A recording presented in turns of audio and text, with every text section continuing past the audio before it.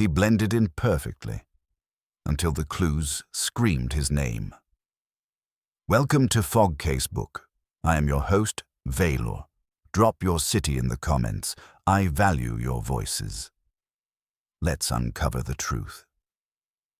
It was on a rain-washed October evening that the guests of Lady Constance Redford gathered at her country estate, Greywater Hall, for what was intended to be a night of fine dining and gentle conversation.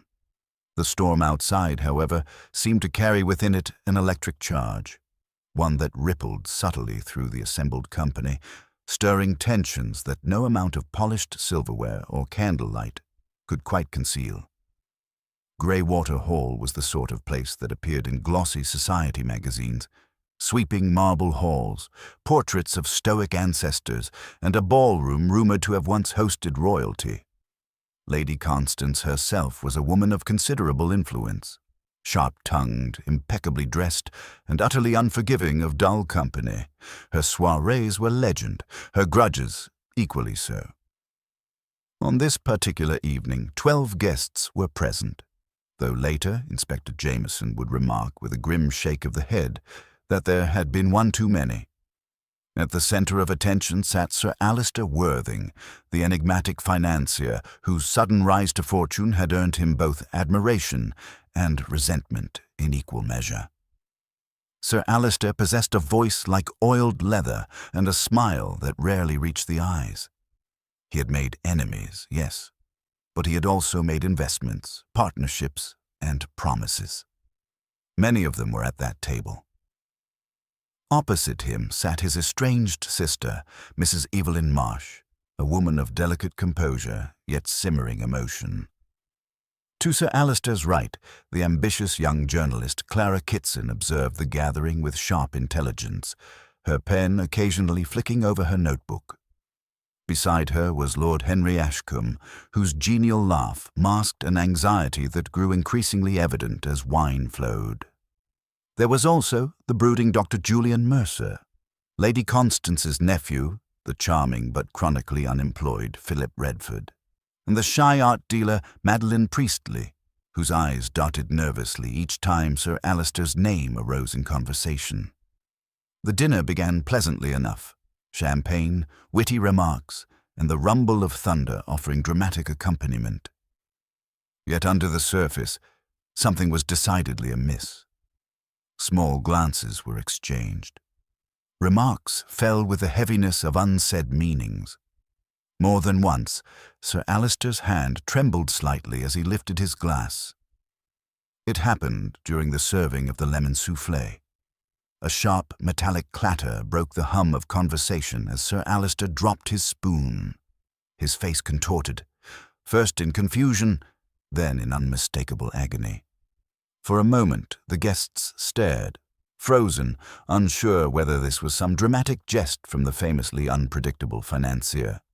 But when Sir Alister rose from his seat, gasping, and collapsed onto the Persian carpet with a strangled cry, all illusions of jest vanished. "Good heavens!" Lady Constance shrieked, pushing back her chair so violently it toppled. "Someone! Do something!" Dr. Mercer knelt at once beside the fallen man. His expression darkened even before he touched Sir Alister's pulse. "It's too late," he pronounced quietly. "He is dead." Gasps rippled around the table like a violent wind. Clara Kitson dropped her notebook. Mrs. Marsh's gloved hands flew to her mouth. Philip Redford whispered something unintelligible. Lord Ashcombe, visibly shaken, muttered, But how? He was well enough just moments ago." The storm outside cracked violently. A flash of lightning illuminated the horror-stricken faces, and in that instant, every person at the table understood the same grim truth. This was no natural death. Sir Alister Worthing had been murdered in a locked country estate during a dinner where each guest had opportunity, and more than one had motive. Lady Constance, pale but resolute, straightened her spine with the air of a general preparing for battle. "Someone must fetch the authorities," she said. "We cannot allow panic. There must be order." Little did she know that the man who would bring order The man was already en route to Greywater Hall, summoned earlier that afternoon by a cryptic telegram from Sir Alistair himself. A telegram bearing only 9 words. Urgent. Come at once. Trust no one at dinner. And so it was that, even as the storm raged and a murderer sat among the guests, a certain Belgian detective with a perfectly waxed moustache and impeccable punctuality was arriving at the gates of Greywater Hall. Hercule Poirot had come. The car drew up before Greywater Hall with a protesting crunch of gravel, and Hercule Poirot, adjusting his hat with fastidious precision, regarded the looming facade through the misted window. The rain had turned from a sharp assault to a steady, sullen drizzle. The house, with its many windows lit, seemed to glow like a lantern in a sea of darkness. Poirot disliked damp. He disliked mud even more. With a small, resigned sigh, he stepped out, lifting his trousers slightly clear of the wet ground, and allowed the butler, an elderly, grave man, to relieve him of his coat at the door. "Monsieur Hercule Poirot?" the butler asked, his voice tauter than etiquette demanded. "Precisely," Poirot replied, smoothing his moustache. "You were expecting me, no?" Not exactly, sir." The butler hesitated. "There has been, an incident." Poirot's eyes sharpened. "An incident? You will be so good as to be more explicit, if you please." "Sir Alistair Worthing, sir. He collapsed at dinner. Dr. Mercer says he is dead." There was no visible shock in Poirot's face, only a quiet stillness, as though a piece of a puzzle he had anticipated had merely fallen into place. "Ah, so it has come then," he murmured. He reached into his inner pocket and withdrew the now slightly crumpled telegram. "You will take me at once to Lady Constance, and no one is to leave this house. Has that been made clear?" "Yes, sir," said the butler, swallowing. "Her ladyship has ordered that everyone remain in the drawing-room. The village constabulary has been telephoned, but with the storm, they said it may be some time." Poirot nodded once. "Then until they arrive, monsieur, we shall preserve order." He followed the butler through the wide hallway, his gaze taking in small details: a single dark smear on the marble floor, hastily wiped, a toppled umbrella stand-righted but still damp, the faint echo of raised voices hastily lowered as he approached the drawing-room door. When he entered, conversation ceased altogether. The guests were assembled with that peculiar mixture of agitation and self-consciousness that follows sudden tragedy. Lady Constance stood near the fireplace, a tall figure in grey silk, one hand clenched at her throat. Lord Ashcombe hovered close by, his habitual bonhomie utterly deserted him. Mrs. Evelyn Marsh sat rigidly on a sofa, her veil lowered though she had not worn one at dinner. Beside her, Madeline Priestley stared fixedly at the carpet.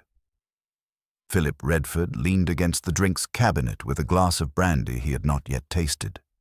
Clara Kitson's notebook lay open in her lap, though her pen was still.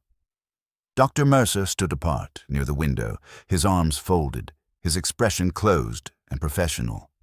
"But who is this?" Lady Constance demanded, as the butler announced Poirot's name. "Edgar, this is hardly the time to be admitting strangers." "Pardon, Lady Constance," Poirot said, stepping forward with a small bow. "I am not precisely a stranger. I was invited." He held out the telegram. "By Sir Alistair Worthing." She took it with trembling fingers, scanning the brief message. Her eyes widened. "Urgent. Come at once. Trust no one at dinner," she read aloud before pressing her lips together. A murmur went through the room like a draught. "Good Lord," muttered Philip. He knew something then. "It would appear," Poirot said mildly, "that Sir Alistair anticipated danger, that he is now dead, suddenly, in the midst of dinner, is perhaps not, unconnected." "Poirot." Dr. Mercer turned from the window. "You are that Poirot, the detective?" "At your service, Doctor." Poirot inclined his head. "You are the medical gentleman, yes? You examined Sir Alistair?" "I did," Dr. Mercer replied. "He collapsed, clutching his throat. By the time I reached him, there was nothing to be done. I suspect some form of poison." A gasp. Mrs. Marsh's gloved hand tightened convulsively on her handbag. "Poison," Clara repeated softly, eyes glittering. "Then it is definitely murder." "Or a very inconvenient coincidence," Lord Ashcombe said, shakily. "But I suppose that is unlikely." Poirot moved further into the room, his presence exerting a quiet, steadying influence. "Let us first be calm," he said. "Emotion, it is the enemy of reason. Sir Alistair sent for me. That suggests he had some fear. Whether that fear was justified, we shall see.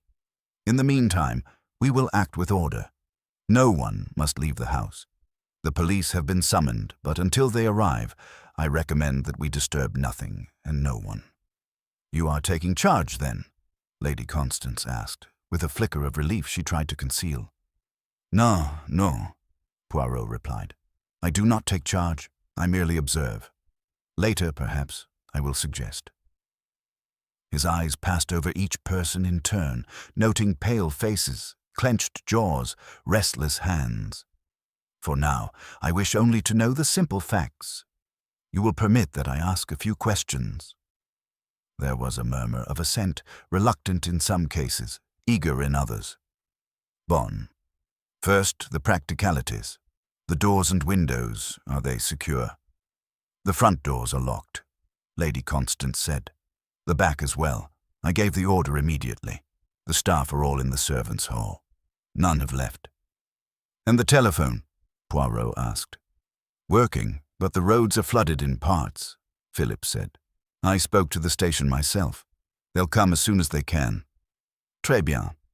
So we have a house, isolated, with a dead man and a storm that makes exit difficult. It is what my friend Captain Hastings would call a nice little problem."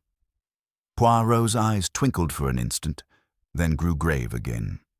"Now, I beg that someone will recount to me, in an orderly fashion, what occurred at dinner, from the beginning of the meal to Sir Alistair's collapse."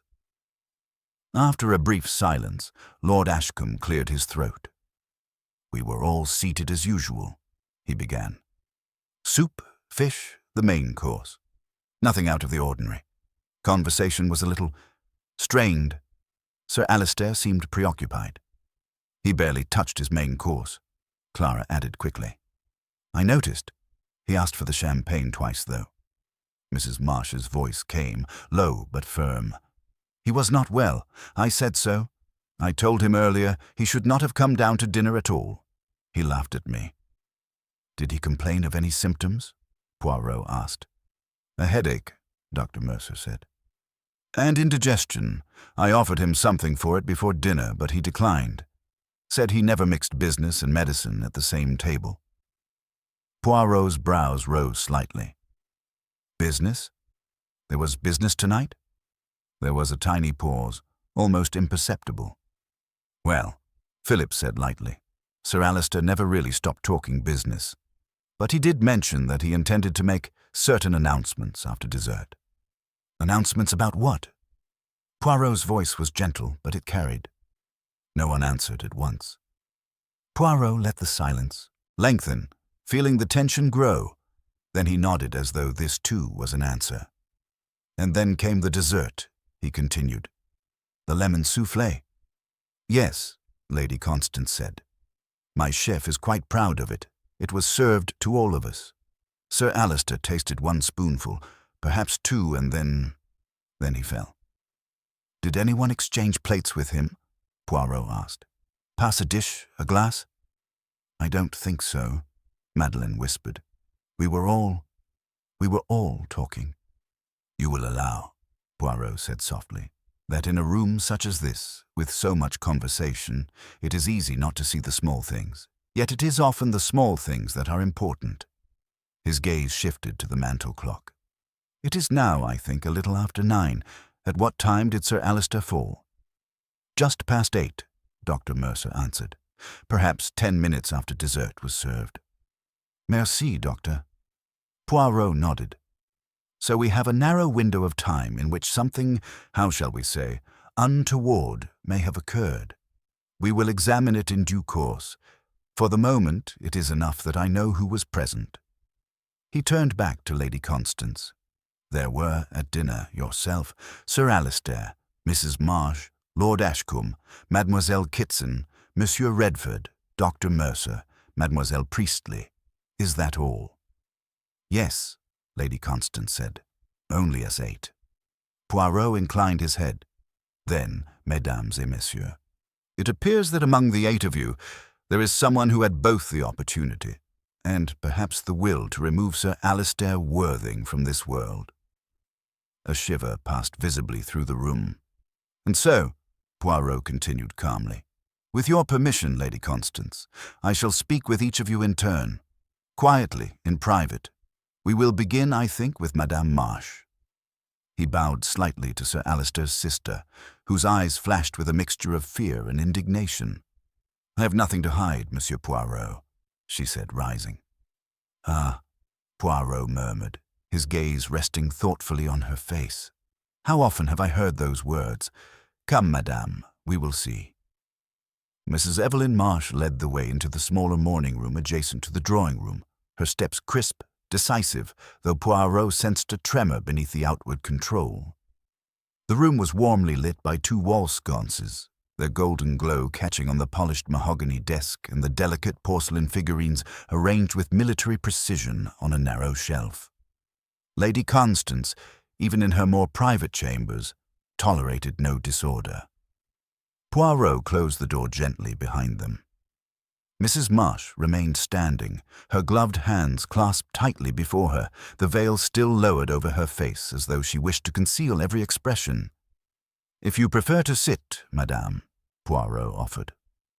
"I prefer to finish this quickly," she replied in a low voice, and only then did she sink into the chair, positioned opposite him. Poirot seated himself, folding his hands neatly on his knee. For a moment, he regarded her in mild silence, allowing the tension in the room to settle into something more revealing. "You were present when your brother died," he began softly. "It must have been a shock, yes?" Her laugh, brittle as cracked glass, escaped before she could stop it. "A shock? Yes, but not unexpected." Poirot's head tilted the slightest fraction. "Not unexpected?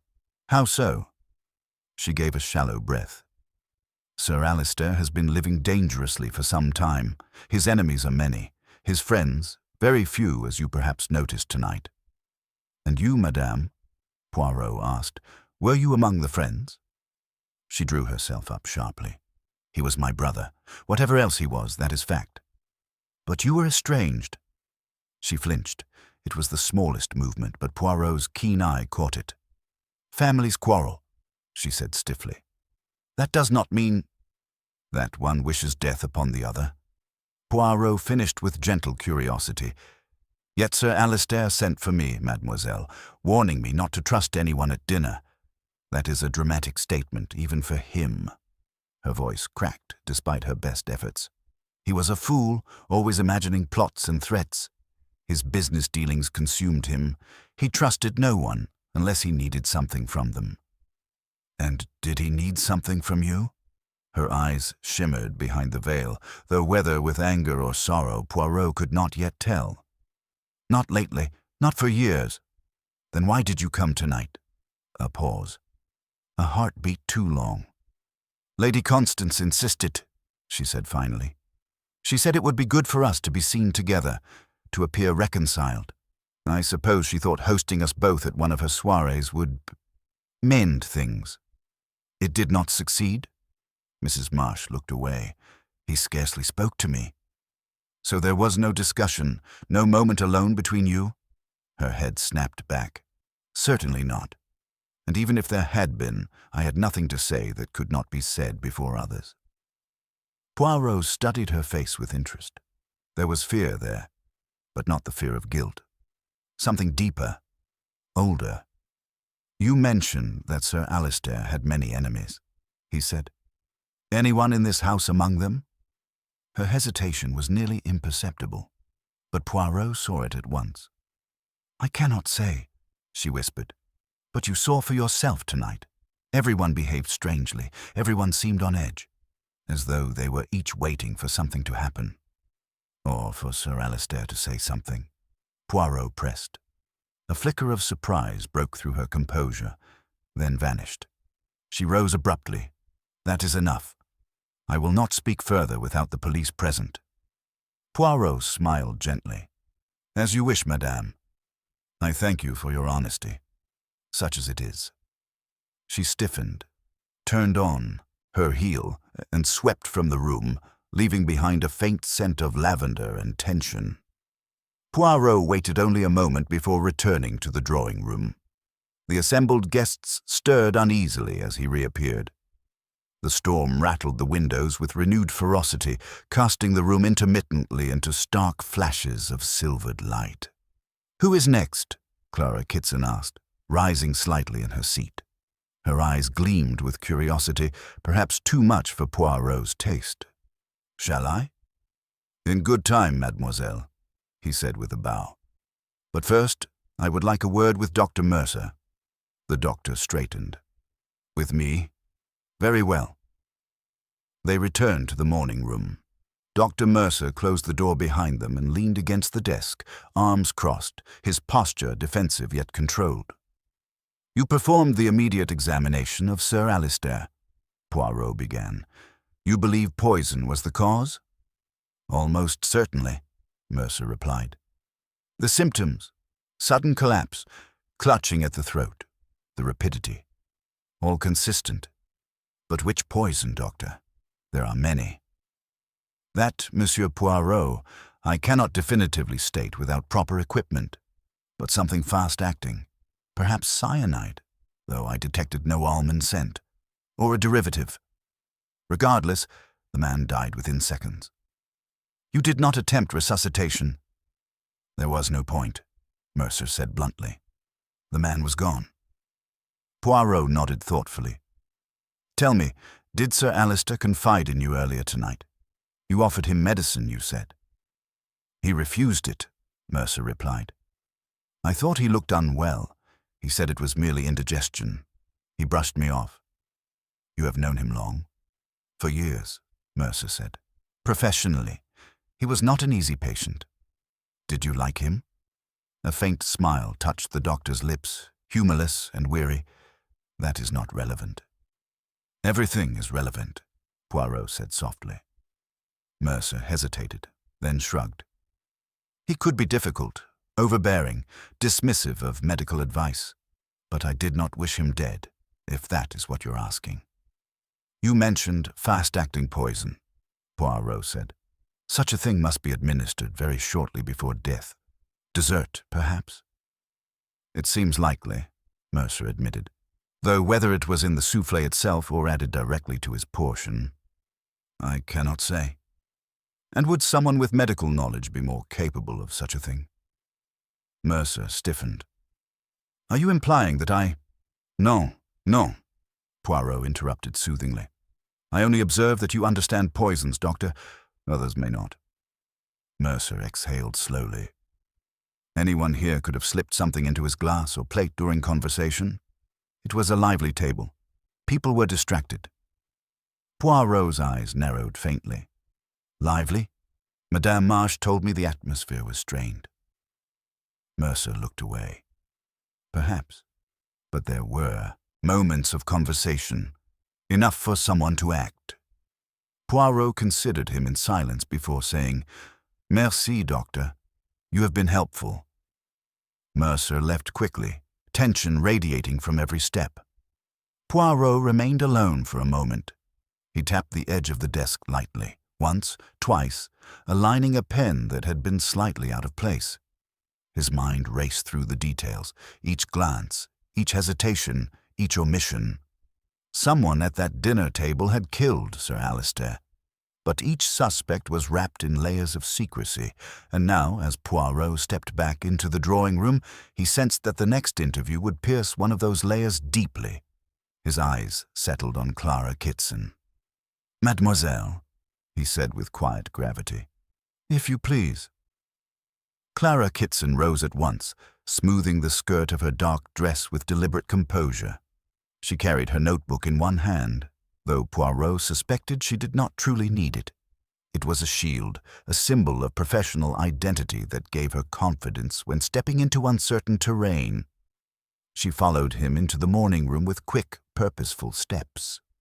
When Poirot closed the door behind them, she immediately took the seat Mrs. Marsh had occupied earlier and leaned forward, eyes sharp, intelligent, and almost defiant. "I imagine I'm a rather interesting figure to you, Monsieur Poirot," she said, offering a thin smile. "A journalist present at a murder. Convenient, isn't it?" "Convenient for whom, mademoiselle?" Poirot asked mildly. "For everyone else," she replied without hesitation. "Journalists are always the suspicious ones. People never know what we've seen or noted." "And you have noted much, I think," Poirot said, settling opposite her. "Tell me, mademoiselle, what brings you to Greywater Hall tonight? A journalist does not attend a society dinner without purpose." At this, Clara hesitated. A real hesitation, not the crafted, dramatic pause of a writer. Then she tapped her notebook lightly. "I was interviewing Sir Alistair," she said. "Or rather, I've been trying to interview him for months. He finally agreed earlier this week on the condition that I attend tonight's dinner." "Ah," Poirot murmured. "And did he say why?" "He said he had something significant to reveal," she said. "Something that would change certain opinions." But he refused to elaborate. "And did he speak with you privately tonight?" "No, he avoided me." Clara's jaw tightened. "He greeted me politely, yes, but after that, nothing. I thought he was simply postponing whatever revelation he planned." Poirot steepled his fingers. "But you noticed something else, did you not?" Clara blinked. "What makes you say that?" "Because you watch, mademoiselle," Poirot said gently. "You observe, you record. That is the nature of your work." Clara's gaze flickered briefly downward, to the notebook, still resting on her knee. Poirot noticed she'd kept a finger between two pages, marking a place she did not want disturbed. "I did notice things," she admitted quietly. "Everyone was on edge. Lady Constance barely touched her wine. Dr. Mercer watched Sir Alistair like a hawk. Mrs. Marsh looked ready to burst into tears even before the soufflé arrived. Philip Redford kept glancing toward the hallway, waiting for someone, perhaps. And Lord Ashcombe, well, he drank far more than usual." "And what of Mademoiselle Priestley?" Poirot prompted. "She hardly spoke." Clara frowned. When she thought no one was looking, she stared at Sir Alistair as though she expected him to stand up and accuse her of something. Poirot nodded thoughtfully. "And Sir Alistair, how did he appear to you tonight?" Clara hesitated, then said, "Afraid?" "Afraid?" Poirot echoed softly. "Yes." She leaned forward again. He forced a smile during the hors d'oeuvres, but his hands trembled when he lifted the wine glass. He flinched when Philip clapped him on the back, and he kept glancing at Dr. Mercer, almost expectantly. Poirot felt a sharp click within his mind, a small piece falling into place, but the picture was far from complete. "Tell me, mademoiselle," he continued, "during dinner, did anything unusual occur? Any movement, any exchange that drew your attention?" Clara closed her eyes for a moment, sifting through memory like pages in a file. "There was one thing," she said slowly. "When the dessert was served, Sir Alistair's spoon slipped from his hand, but not the dramatic fall we all witnessed later. This was earlier, before he even tasted the soufflé. He dropped it onto the tablecloth, muttered something, and picked it up again." Poirot's eyebrows rose. "And no one remarked on this?" "Lord Ashcombe laughed and said he was clumsy tonight." Sir Alistair didn't respond. Poirot said nothing for several seconds. His mind was working rapidly, tracing possibilities. "Did Sir Alistair retrieve his own spoon?" he asked finally. "Yes." The footman stepped forward, but Sir Alistair waved him off. "And did you observe whether the spoon had been replaced earlier in the evening?" Clara frowned, then shook her head. No, it looked like the same one. Poirot's eyes gleamed briefly before he leaned back. Mademoiselle, you have been most perceptive. Clara allowed herself a small smile. So I'm not your primary suspect then? Mais non, Poirot said lightly. At least, not at this moment. This answer made her blink. Perhaps with surprise, perhaps with unease. She rose, clutching her notebook more tightly than before. If you need anything else, Monsieur Poirot, I will know where to find you, mademoiselle. Clara nodded and slipped out. Poirot lingered only a moment longer before returning to the drawing room. The tension had grown thicker in his absence. Silence pooled heavily between the guests, broken only by the crackle of the fire and the distant rumble of thunder. Lady Constance stood immediately. Well, what have you discovered? Poirot held up a calming hand. It is early, yet, madame, I discover only fragments, but even fragments, they cast light. And who is next? Philip Redford asked, trying to sound nonchalant, but failing. His fingers drummed restlessly on the rim of his still untouched brandy glass. Poirot's gaze swept across the room and landed not on Philip nor on Lord Ashcombe, but on a woman who had remained nearly invisible since the moment Sir Alistair fell. Mademoiselle Priestley, he said quietly, I believe we shall speak now. Madeleine Priestley startled, her eyes widening as though she had been called from a distant dream. She rose with a slow, hesitant motion, clutching her shawl around her shoulders, and Poirot's instincts sharpened at once. For there was fear in that woman, deep, trembling fear. And fear, Poirot knew, was often the shadow cast by truth. Madeleine Priestley moved as though every inch of the room were laden with invisible thorns.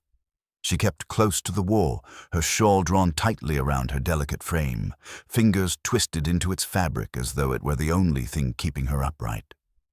Poirot watched her closely as he guided her back into the morning room, noting not just her fear, but the way it seemed to pulse, changing shape with every step, as though she were weighing which version of the truth she might dare to speak. When he closed the door, she startled, turning quickly, eyes wide and shimmering with anxiety.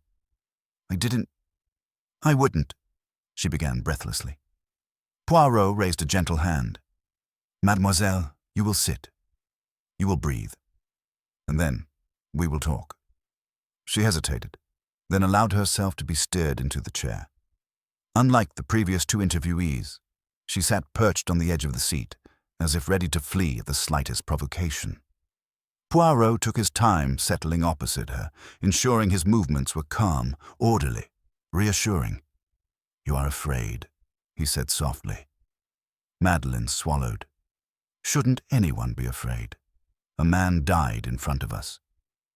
That is one kind of fear, Poirot agreed, but you, mademoiselle, fear something else, something more personal. Her eyes darted around the room as though searching for escape routes, accomplices, or judgment. Finally, she whispered, Do they think I did it? Poirot considered her for a few seconds. What others think is of no importance at this moment. What you know, that is what matters.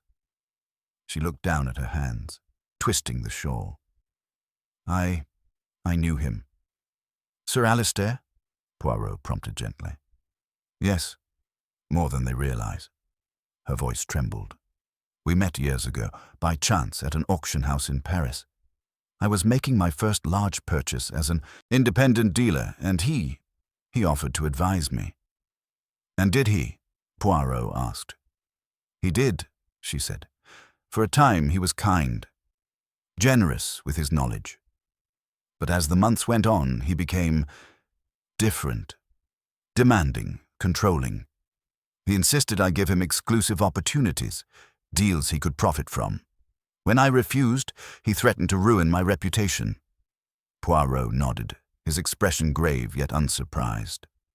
Sir Alistair was a man who did not accept defiance.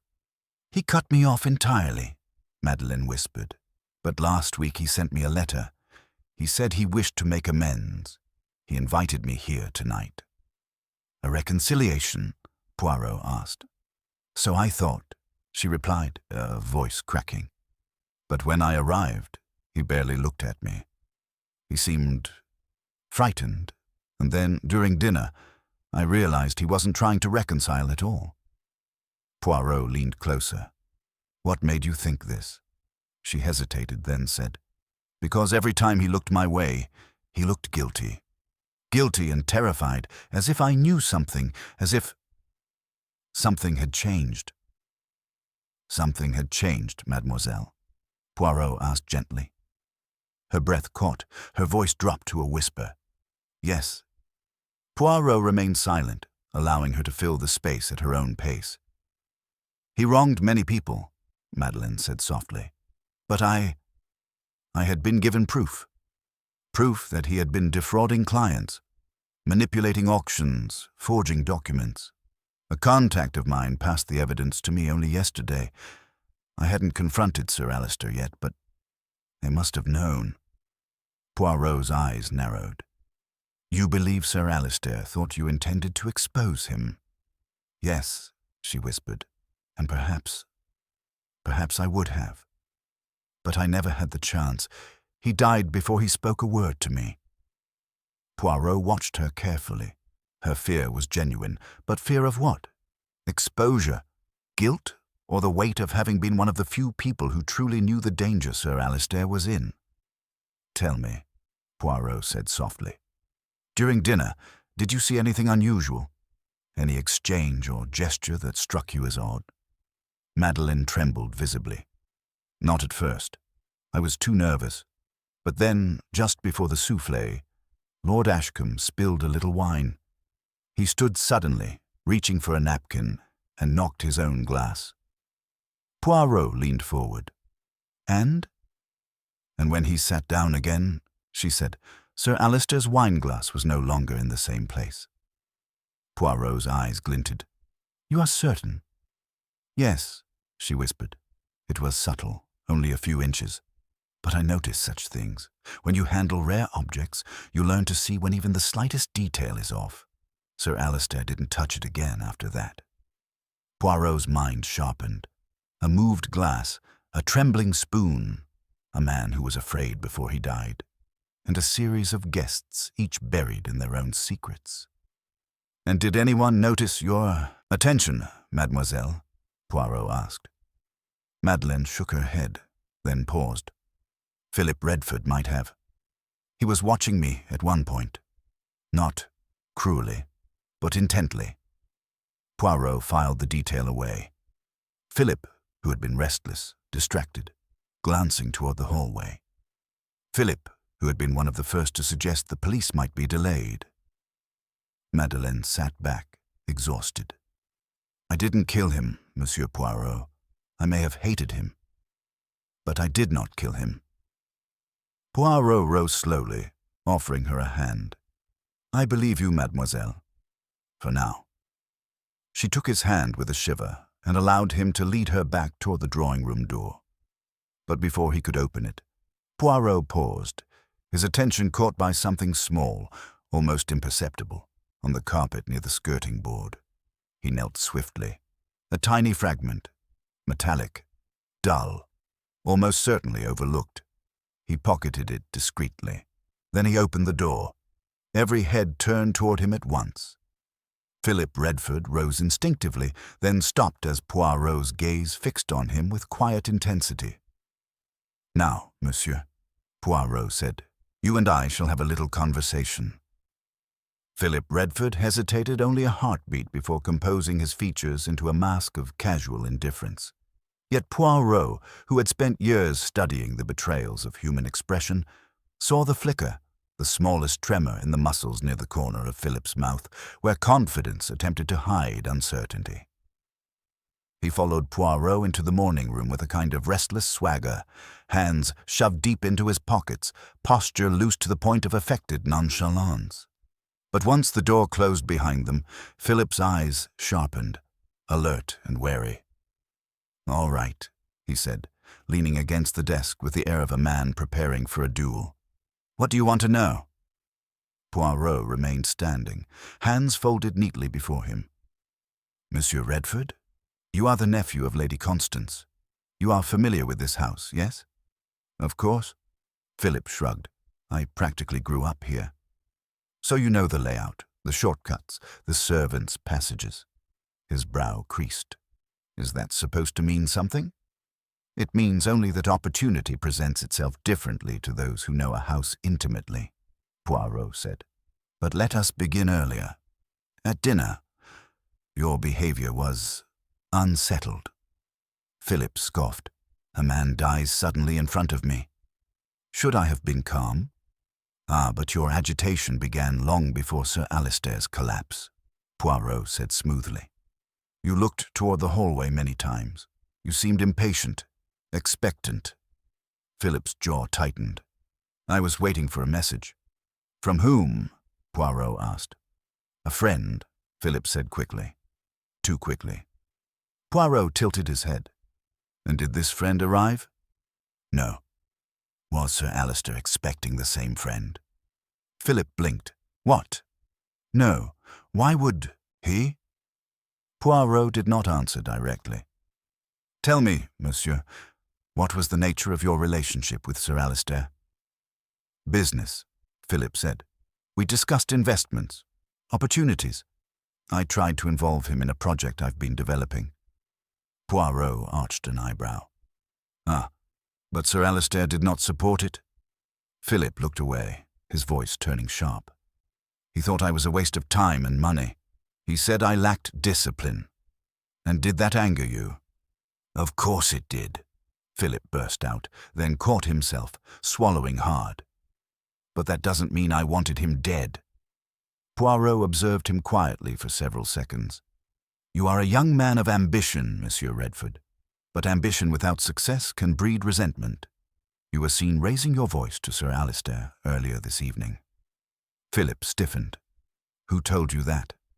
I observed, monsieur. Nothing more. Philip's hands clenched at his sides. It wasn't an argument. I asked him, one last time, to reconsider my proposal. He refused. That's all? And tonight Sir Alistair planned to make an announcement, Poirot said softly. An announcement that unsettled the table. What did you expect him to say? Philip looked momentarily taken aback, but then his face closed. I don't know. I assumed it would be something tedious about his business. Poirot watched him closely. The lie, if it was a lie, was buried with practiced ease. You moved from your seat earlier, Poirot continued. Several times. Why? I was restless. Restlessness does not usually require one to leave the chair entirely, Poirot said gently. Mademoiselle Priestley observed you glance toward her as well. Philip blinked with surprise. Genuine surprise. Toward Madeleine? Why would I watch her? That, monsieur, is what I wish to know. Philip rubbed the back of his neck, clearly uncomfortable. She looked nervous. I thought she might faint. That's all.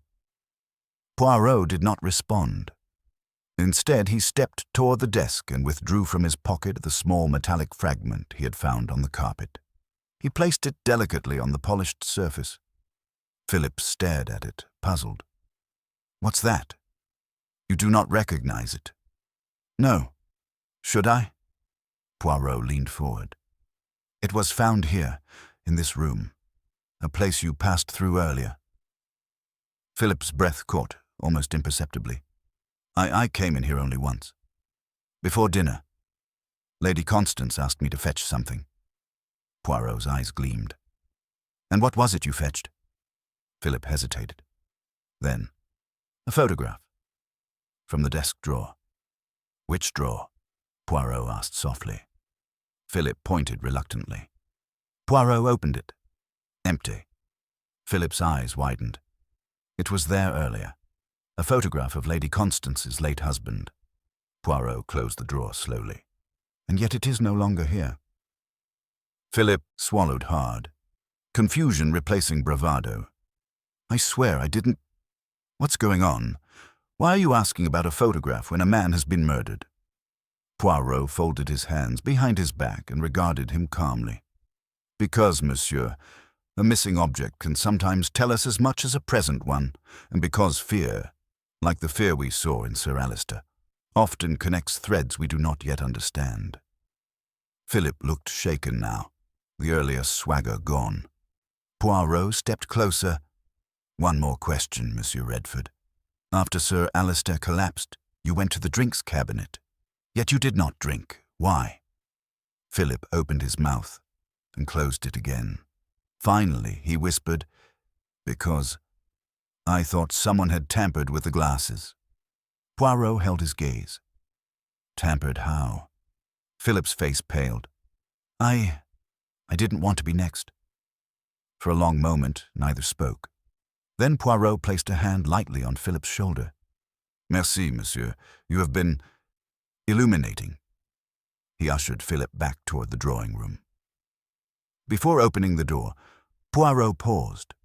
Through the wood, he could hear anxious whispers, the rustle of clothing, the shift of pacing feet. And one voice, Lord Ashcombe's, tense and trembling, rose above the rest. Where is Mercer? He's been gone too long. Something's wrong. Poirot's hand tightened slightly on the doorknob. Something was wrong. The doctor had not returned, and in a house where a killer walked freely, an absence could mean many things, but seldom anything good. Poirot opened the door slowly, his gaze sweeping across the drawing room. The atmosphere had grown taut as a wire. Lord Ashcombe stood near the fireplace, pale and sweating, clutching the mantelpiece as though steadying himself. Clara Kitson paced in small, sharp circles. Lady Constance demanded answers from the butler in a low, urgent tone. Mrs. Marsh sat rigidly, her gloved hands clenched tightly in her lap. Madeline Priestley seemed smaller than before, curled inward like a fragile leaf caught in a storm. But one person was conspicuously absent. Dr. Julian Mercer. Poirot stepped into the room, closing the door behind him with deliberate care. Has anyone seen the doctor? He asked calmly, though the sharp glint in his eyes betrayed how seriously he took the question. Lord Ashcombe turned toward him immediately. He went upstairs, he said. Said he needed a moment to think, or to compose himself. I didn't quite understand. And how long ago was this? Poirot asked. 20 minutes, Clara answered quickly. Longer, perhaps. Lady Constance strode forward, her composure cracking. Monsieur Poirot, this is unacceptable. Must we now fear for our lives? Does a murderer roam freely about my house? Madame, a murderer has been in this house from the moment Sir Alistair fell, Poirot replied gently. But whether Dr. Mercer is harmed or merely absent, this we must ascertain. He did not wait for permission. Poirot approached the butler. Edgar, you will accompany me. We will search the upper floor. Edgar nodded, though his hands trembled. Poirot turned back to the assembled guests briefly. You will all remain here. No one leaves this room, not for any reason. His tone, though soft, brooked no argument. Philip Redford opened his mouth as if to protest, but Clara shot him a sharp look, and he fell silent. Poirot and the butler slipped out into the hallway, their footsteps muffled by the thick carpet. The storm outside had grown louder. Rain lashed against the windows like a furious hand, and thunder rolled heavily over the countryside. The stairs creaked under their weight as they ascended. The upper landing stretched long and shadowed, lined with ancestral portraits whose painted eyes seemed to follow their movements. Which way did the doctor go? Poirot asked. The west corridor, Edgar replied. Toward the guest rooms. Poirot nodded and moved briskly, the butler hurrying beside him. A faint draught stirred the wall sconces, and something about that subtle movement prickled Poirot's instincts. Halfway down the corridor, Poirot stopped suddenly. Do you smell it? He asked. Edgar sniffed, puzzled. I'm not certain, sir.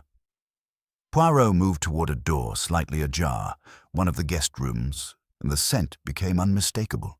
Something sharp, metallic, faintly acrid. Not poison, not death. Medicine. Poirot pushed the door open. The room was lit only by a single lamp on the nightstand. The bed was untouched.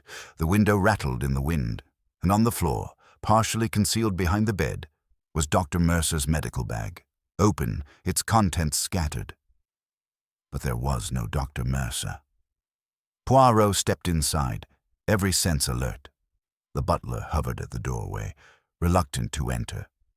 Several vials lay shattered on the wooden floor, their labels streaked with liquid. A stethoscope lay coiled like a dead snake. And beside the bag, a single glove, black leather, smudged with something dark, rested as though dropped in haste. Poirot crouched and examined it without touching. "Dr. Mercer did not leave this room willingly," he whispered. Edgar's voice trembled. "Do you think he has been—" Poirot lifted a hand sharply. "We do not assume, we deduce." His eyes swept the room once more. The wardrobe was closed. The bathroom door, however, stood slightly open. Poirot crossed the room silently and pushed it inward. Empty. But the sink basin was wet. A towel rested on the floor, and above the basin, the mirror had a single streak through the condensation, as though someone had wiped it hurriedly with a shaking hand. Poirot's reflection stared back at him, cool and focused. "He was in distress," Poirot murmured, "or someone wished us to believe he was." Edgar swallowed hard. "Sir, could he have run?" "No," Poirot said at once. "Running implies fear of discovery, but Dr. Mercer, confronted with suspicion, would face it directly. He is a man of pride." Poirot stepped back into the bedroom, eyes narrowing at something near the window. The curtain moved unnaturally, not merely stirred by the draught. He approached and drew it aside. A small latch had been forced, crudely but effectively. The window could now be pushed wide enough for a man to slip through onto the narrow balcony outside. Poirot inhaled sharply. "The doctor may not be dead," he said softly, "but he is certainly no longer in this house." The butler's face drained of color. "You mean he fled?" "Or was forced to flee," Poirot said. "Whether he is the murderer or a second victim, we cannot yet say." He turned from the window, cloak of stillness settling over him. Then he snapped it off with sudden purpose. "Come, Edgar. We must return to the drawing room. The others must not be left alone." They hurried back down the corridor, Poirot's mind racing. Dr. Mercer's disappearance could mean guilt, or that he had uncovered something dangerous enough to silence him. When Poirot re-entered the drawing room, all conversation halted. 8 pairs of eyes stared at him, some frightened, some calculating, some unreadable. Lady Constance stepped forward first. "Well, where is the doctor?" Poirot's gaze swept the room, landing momentarily on each face. Mrs. Marsh's rigid grief, Clara's sharpened anticipation, Philip's tension, Madeline's trembling dread, Lord Ashcombe's barely concealed panic. Finally, he spoke. "Dr. Mercer," Poirot said calmly, "is no longer within the walls of Greywater Hall." A collective gasp rippled through the room. Someone whispered, "Dear God." Poirot continued, voice level but firm. "And his disappearance, mesdames et messieurs, changed everything." Then he added, with a quiet intensity that froze the room, "For now, we must consider 2 possibilities. Either the murderer has fled, or the murderer has ensured the doctor cannot speak." A stunned silence settled over the drawing room, thick and suffocating. Even the storm outside seemed to pause, as though the very heavens leaned closer to listen. Poirot allowed the tension to stretch for a heartbeat longer before he continued. "I ask you all to remain calm," he said softly. "Panic is the enemy of reason, and reason, mes amis, is what we must cling to now." Lady Constance looked as though she might faint, her hands gripping the back of a chair with white-knuckled desperation. "So the doctor has vanished into the night?" With the storm raging like this? Why would he do such a thing? Poirot regarded her carefully. That, madame, is the question we must answer. But whether he has fled or been made to flee, this we cannot yet know. Lord Ashcombe stepped forward abruptly, his voice trembling despite his attempt at authority. So you believe Mercer killed Sir Alistair and ran to escape justice? That must be it. He was the only one with the medical knowledge to— Poirot raised a quieting hand. Careful, my lord. It is a grave thing to accuse without proof. Ashcombe flushed, but he did not back down. Proof? A man is dead, another has vanished, and you sit there asking for proof. Oui, Poirot said sharply, because murder is not a thing solved by wild accusation. It is solved by logic, and the logic, for now, is incomplete. Clara Kitson moved forward, her voice calm but charged with purpose. Monsieur Poirot, may I ask, did you find signs of struggle? Anything to suggest the doctor met with foul play? Poirot's brows lifted slightly. Clara was no stranger to the scent of a story, but her question was not merely journalistic curiosity. Her eyes showed genuine concern. There were signs, Poirot said. The doctor's medical bag was overturned, several items broken, scattered, a glove left discarded, and the window unlatched from within. Philip Redford muttered a curse under his breath. Madeleine Priestley made a small, strangled sound. Poirot stepped closer to the hearth, warming his fingertips. Now listen carefully, all of you. A window forced from inside tells us one thing only, that someone wished to leave unseen. If it was Dr. Mercer who did this, then he left voluntarily. If it was not Dr. Mercer, then someone staged his disappearance. Staged? Madeleine whispered. You mean, made it look like he ran? Exactly, Poirot said. Mrs. Marsh, who had remained silent until now, rose suddenly from the sofa. Her voice, though fragile, cut through the air with surprising clarity. Monsieur Poirot, you must find him. Dr. Mercer may have known something vital. If Sir Alistair feared for his life, then surely he confided in someone. Poirot watched her closely. Did he confide in you, madame? She stiffened. He did not. I told you, we were estranged. Yet 3 different people, Poirot said softly, have already remarked that Sir Alistair seemed afraid tonight. You said it first, and fear, madame, is most interesting. A man does not fear without cause. Mrs. Marsh lowered her head, whether in sorrow or evasion, Poirot could not yet tell. At that moment, the butler re-entered with a tray of teacups, though his hands shook so violently the porcelain nearly rattled off the silver. Madame, the servants, they are frightened. They ask if they should remain in the hall. No one leaves the hall, Poirot said immediately.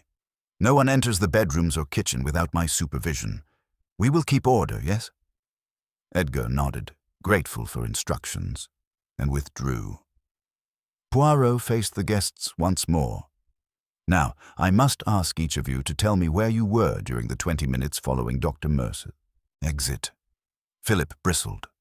Are you suggesting one of us attacked him? Poirot did not blink. I suggest nothing. I ask everything. He turned first to Lady Constance.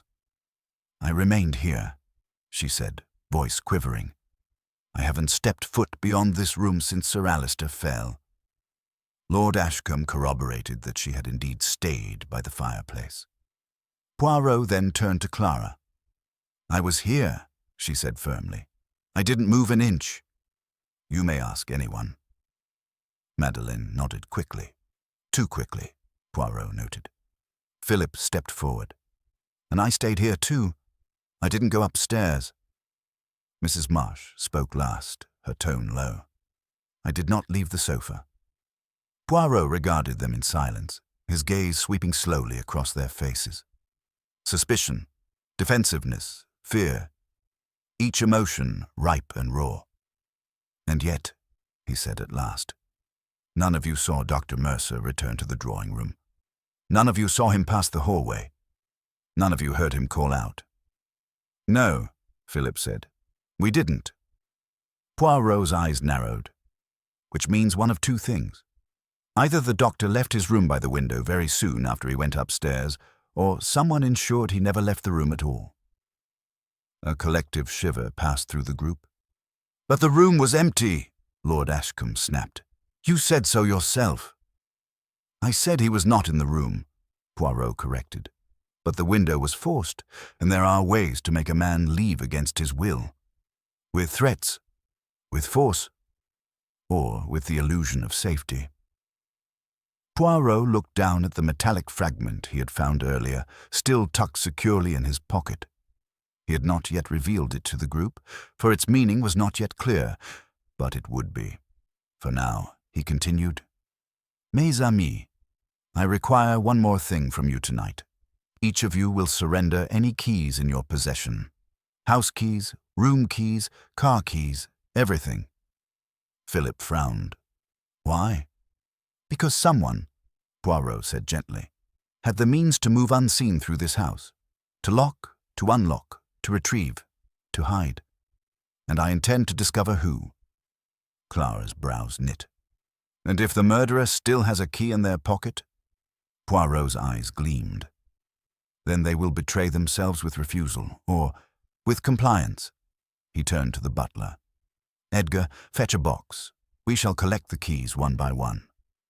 Clara asked quietly. And then? Poirot gave a small, solemn bow of his head. And then, mademoiselle, we confront the truth that someone here has lied tonight. Outside, thunder cracked like a whip. Inside Greywater Hall, the walls seemed to close in, and the murderer, whoever they were, remained very much trapped within them. Edgar returned with a polished wooden box. Small, elegant, the kind used for letters or keepsakes. It looked strangely out of place now, repurposed for something as grim as collecting keys from potential murderers. More. Placed it on the low table before Poirot, then stepped back as though distancing himself from responsibility. Poirot nodded once, then looked at the group. We shall proceed in an orderly fashion. Each of you will place any keys you possess into the box. I will not inspect them yet. I wish only to establish who carries what. Lady Constance stepped forward first, dignity in every line of her posture, even as her hands shook faintly. She produced 2 keys, a small, delicate gold one and a larger brass one, and placed them into the box with a decisive clink. The gold is for my writing desk, she said. The brass locks the back staircase door. Merci, madame, Poirot said with a gentle bow. Next came Lord Ashcombe. He fumbled in his pocket, retrieving a ring on which hung 3 keys. His hands trembled so violently that one key fell to the carpet. Philip bent to retrieve it, but Poirot stopped him with a raised hand. Allow, Lord Ashcombe, Poirot said softly. The older man stooped, muttering an apology, then placed all 3 keys into the box. One for my motor car, one for the wine cabinet, and, blast it, I cannot recall the third. Something trivial. Poirot's eyes lingered briefly on him before moving on. Clara Kitson approached next with brisk efficiency. She handed over one small silver key.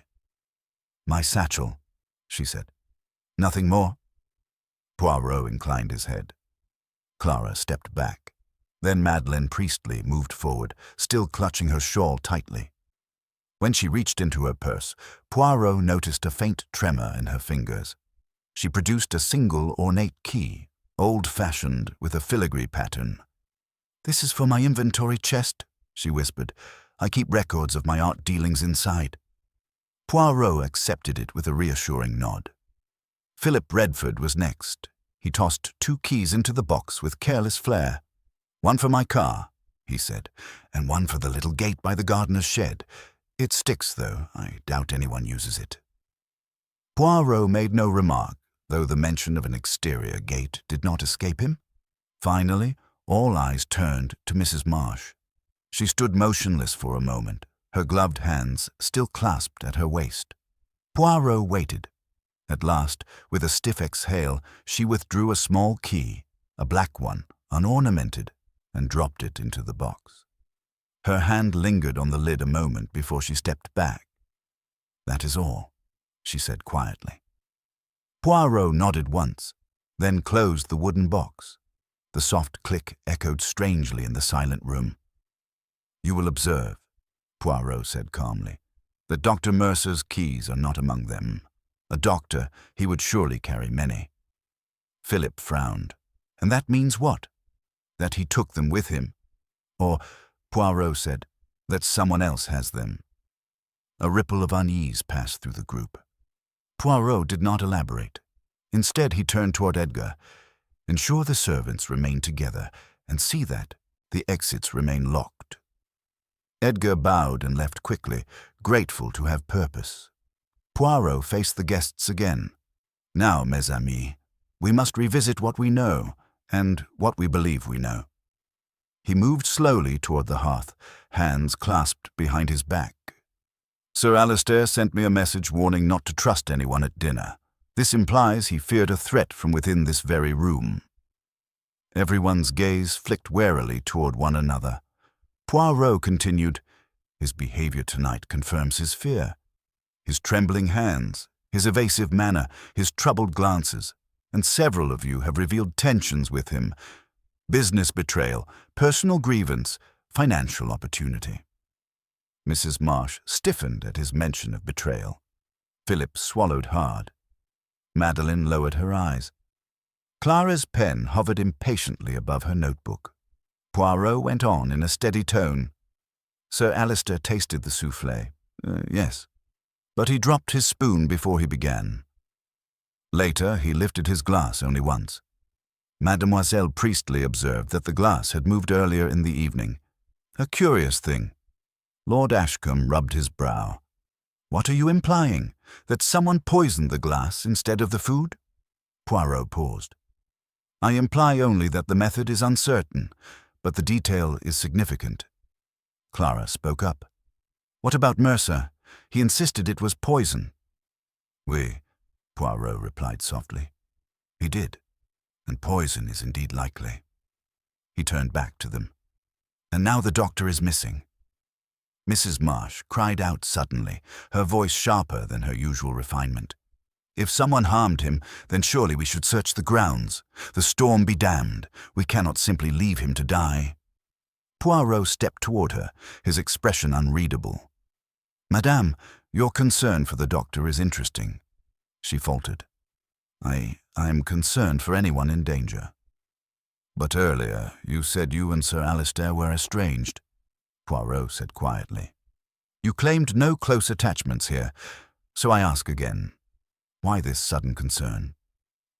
Mrs. Marsh's gloved hands tightened around each other. "Because he is innocent. He has done nothing wrong." Poirot's eyes gleamed. "How can you be certain?" She opened her mouth, then stopped. A deadly silence swallowed the room. Poirot broke it with a soft, almost gentle murmur. "You see, madame, every truth we conceal leads us closer to the heart of the mystery." Mrs. Marsh sank slowly into her chair, trembling. Poirot turned away from her, pacing the edge of the rug. Someone forced the doctor's exit, or staged it. Someone moved Sir Alistair's glass. Someone confronted Sir Alistair earlier. Someone feared an announcement he was preparing to make. And someone had access to tools. Metal instruments, perhaps. Such as the fragment I found earlier. Philip stiffened at the word fragment. Poirot did not miss it. Just then, a heavy boom echoed through the house. Not thunder, but something closer, more resonant. Clara gasped. "What was that?" Poirot's head snapped toward the hallway. "Edgar!" The door swung open. The butler stood there, ashen, shaking. "Monsieur Poirot, you must come quickly," he whispered. We found something." Poirot's voice was calm but steel-sharp. "Where?" "In the library, sir." The storm raged outside, but inside every heart froze. "There is blood," Edgar whispered. "Fresh blood." Poirot moved first. The urgency in Edgar's voice had cut through the room with surgical precision. Every guest rose instinctively, but Poirot raised one hand without looking back. "Remain where you are," he ordered, his tone crisp, sharp, almost dangerous. "No one else leaves this room." His authority brooked no challenge. Even Lord Ashcombe, who had taken an uncertain step forward, froze mid-stride. Poirot followed Edgar swiftly down the corridor, his patent leather shoes making soft, decisive taps on the polished floor. The storm's fury battered the windows viciously, as though the night itself demanded entry. When they reached the library, Poirot paused at the threshold for the briefest moment. The door was ajar. A thin line of warm amber spilled across the hallway carpet, glowing like a slanted wound. Poirot drew a breath and entered. The library was vast, mahogany shelves stretching up to the high ceiling, velvet curtains drawn tight against the storm, the scent of leather and old paper thick and comforting. But the familiar coziness of the room was broken violently by the chaos near the far side. A tall floor lamp lay toppled, a chair overturned, and near the hearth, the source of the butler's horror. A smear of blood across the marble tiles. Poirot approached calmly, crouching to examine the stain. It was fresh, glistening dark red, not yet coagulated. "Has anyone touched this?" Poirot asked. "No, sir," Edgar whispered. I saw it and came straight to fetch you." Poirot nodded. "Good. You have done well." He straightened, his eyes scanning the room. The disarray did not match the earlier scenes he had observed tonight. This was no illusion of violence. It was genuine. There had been a struggle here, yet no body lay nearby. Poirot moved to the toppled lamp, examining the angle of its fall. Then he noted something else. A faint trail, subtle but there. Drops of blood leading toward the nearest bookshelf. Poirot knelt again. "Edgar, fetch me a cloth, not to touch the blood, only to clear the dust." The butler hurried off. Poirot leaned closer, studying the baseboard beside the lowest shelf. There, something that did not belong. A scuff mark, but not from shoes. A faint metallic scrape across the wood. He touched the mark lightly. It matched the texture of the fragment he'd found earlier. A hinge, a clasp, a broken tool, or something much more specific. The butler returned with the cloth, but Poirot barely acknowledged him. Instead, he pressed lightly against the lowest shelf's left side. It moved. Poirot's eyes sharpened. "A hidden door," he murmured. Using only the pads of his fingers, he explored the lower edge until he found a concealed latch, cleverly embedded beneath decorative molding. A slight pressure, and the shelf clicked softly inward. A narrow panel swung open. Edgar gasped. Behind the shelf lay a small, dim passage, barely wide enough for one person. The air smelled of dust, old stone, and something faintly chemical. Poirot lifted the floor lamp and angled it to shine into the passage. The beam revealed a smear of blood on the inner wall. Poirot did not hesitate. "Do not follow me," he told Edgar gently. "Lock this door behind me once I step through. I will call for you if needed." "But, sir," Poirot's voice softened. "Courage, mon ami. I will be safe. The murderer will not strike blindly in the dark. Not with Hercule Poirot." He entered the narrow passage. Edgar, pale but obedient, pushed the shelf panel back until it clicked shut behind him, sealing Poirot in. The darkness ahead was not complete. The lamp cast a golden tunnel along rough stone walls. The passage sloped slightly downward like an old servant's corridor forgotten by time. Poirot walked slowly, stepping around debris. An old broom, a cracked bucket, a mound of dust. The blood trail continued in small drops, not enough for a grievous wound, but enough to mark someone injured and moving with haste or fear. After several turns, Poirot reached the end of the passage. A wooden door waited there. The light revealed no latch on his side, but the door had been carelessly left ajar by an inch. Poirot pushed it open. He emerged into the back of the pantry, the servants' domain. Shelves were stacked with jars, tins, and sacks of flour. On the floor, a stool lay knocked over. Poirot stepped forward and saw at once that the outer kitchen door, the one leading into the small rear courtyard, hung open. Rain blew in, pooling on the stone floor. Poirot approached the open door with caution. Outside, the storm tore at the courtyard relentlessly. Wind howled between the stone walls, rain slanted in sheets, and beyond the wrought iron gate, darkness stretched like a hungry mouth. But Poirot saw it, clearly, unmistakably. A trail of blood droplets led across the courtyard, not toward the gate, toward the gardener's tool shed. Poirot lifted the lamp higher, shielding it with his hand as best he could against the wind. The shed door, normally secured with a stout padlock, now stood half open, swinging erratically on its hinges. Poirot stepped forward. As he neared the shed, he heard it, the faintest sound. A low moan, weak and ragged, barely audible beneath the storm's roar. Poirot's face tightened with urgency. He reached the shed and pushed the door fully open. Inside, crumpled on the dirt floor, lay Dr. Mercer, barely conscious, blood on his temple, his shirt torn, his breathing shallow, his eyes flickered open at Poirot's silhouette. Monsieur, he rasped. I tried to warn. Poirot knelt beside him at once. Save your strength, Doctor. Tell me only this. Who attacked you? Mercer swallowed painfully. His hand trembled as he lifted a finger. Not toward Poirot. Toward the house. Toward the drawing room. Toward the murderer. Poirot leaned in, his ear close to the doctor's lips. Mercer whispered one hoarse, desperate word. A name. Poirot's eyes widened, but only for an instant. Then, with gentle precision, he laid a hand on the doctor's shoulder. Rest, my friend. You have done what you must.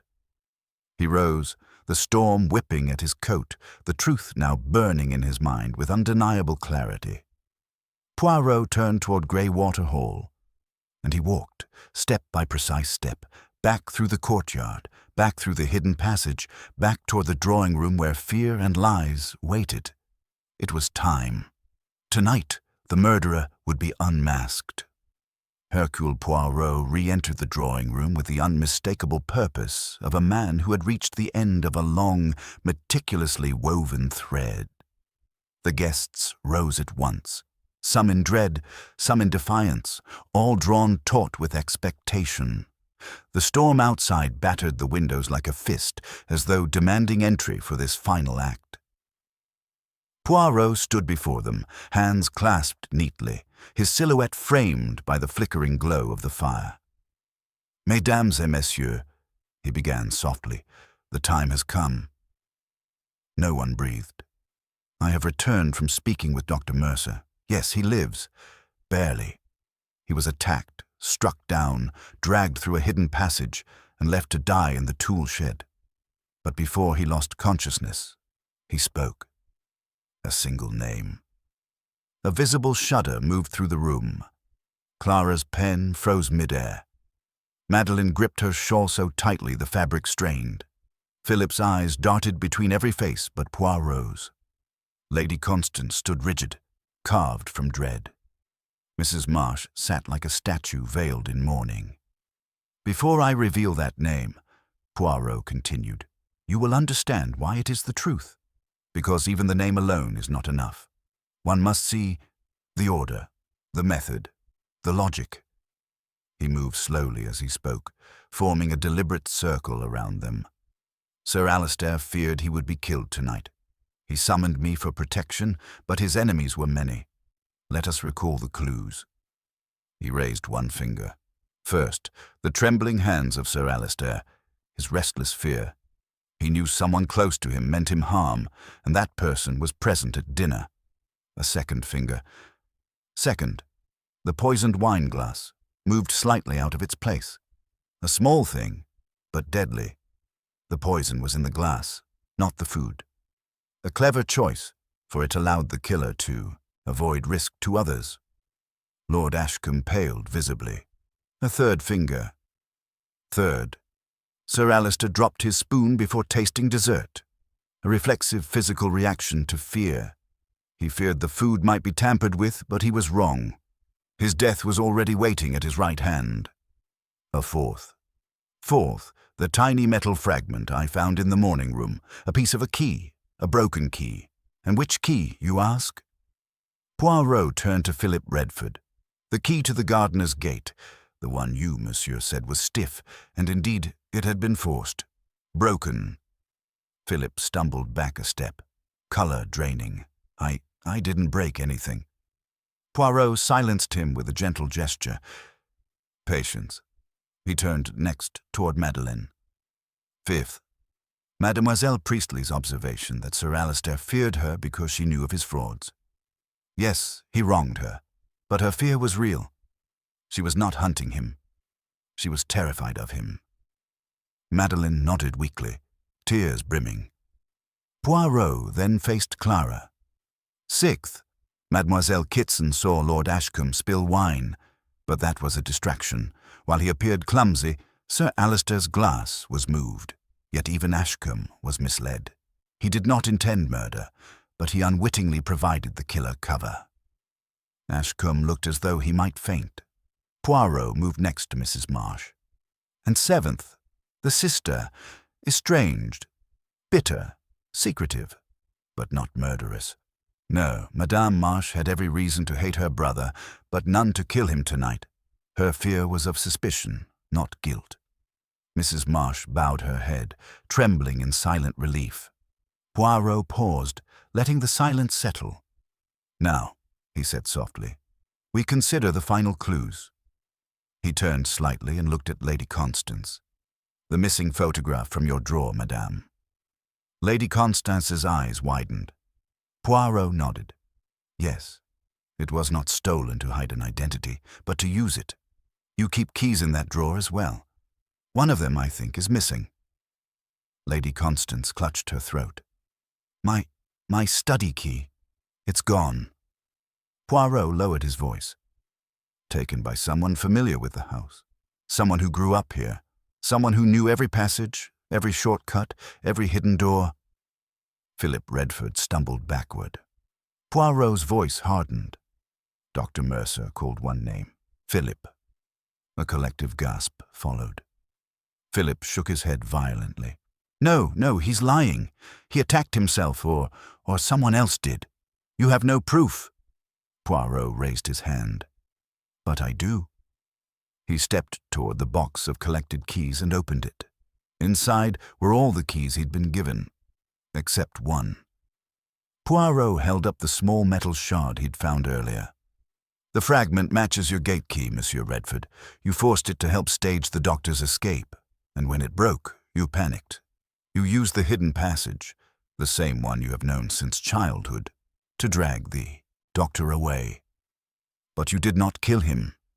Poirot leaned in, voice soft and merciless. No, you attacked him because he discovered you poisoned the wine.